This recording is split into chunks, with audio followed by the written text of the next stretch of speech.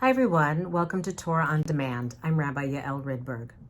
The dream life of human beings and the power of our subconscious to experience something special and even sacred is fascinating. To dream can be a processing of our days, to make sense of our lives. Dreams might be a way to solve problems that our conscious mind cannot do on its own, or how the nervous system rids itself of unnecessary information and memories to stimulate a developing mind. Our dream life may also be a way to understand God's presence in our lives. Jewish teachings on the origins of dreams mirror these views. Some texts focus on the divine origin of our dreams, some on the human.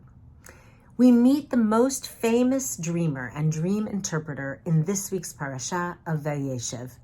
Joseph, the 11th son of Jacob, inherited the significant dream life of his forefathers.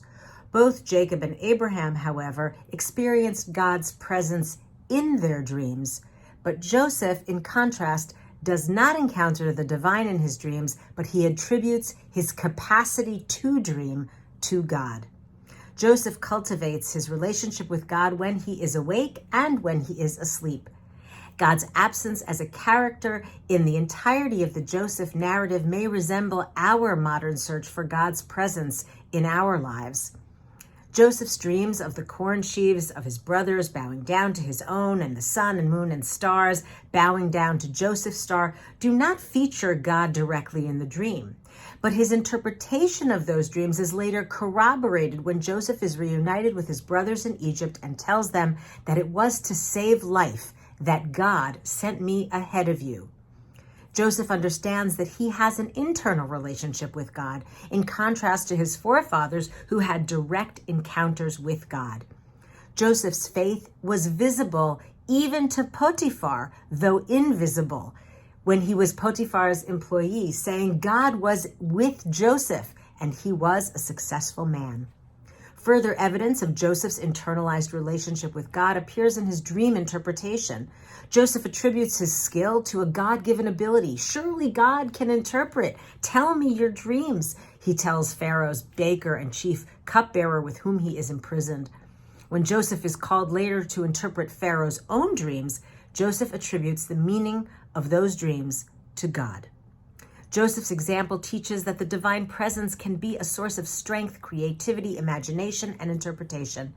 In the words of Job, "For God speaks to us time and again when we are sleeping, though we may not experience it as God's voice. God opens up our understanding, teaching us, leaving us with a divine mark." As we enter the darkest days of the calendar, we grasp for the experience of divine light and promise of the future. Like Joseph, we don't have to believe in supernatural theology to get us through dark times. When we lean on one another, community, faith, and the multi-faith vision of bringing light in the darkness, we become like the shamashim, the helper candles of the Chanukiah. May all of our dreams of health, joy, justice, and peace be fulfilled for the good. Shabbat Shalom, Happy Hanukkah, and thanks for joining me. As always, see you next time.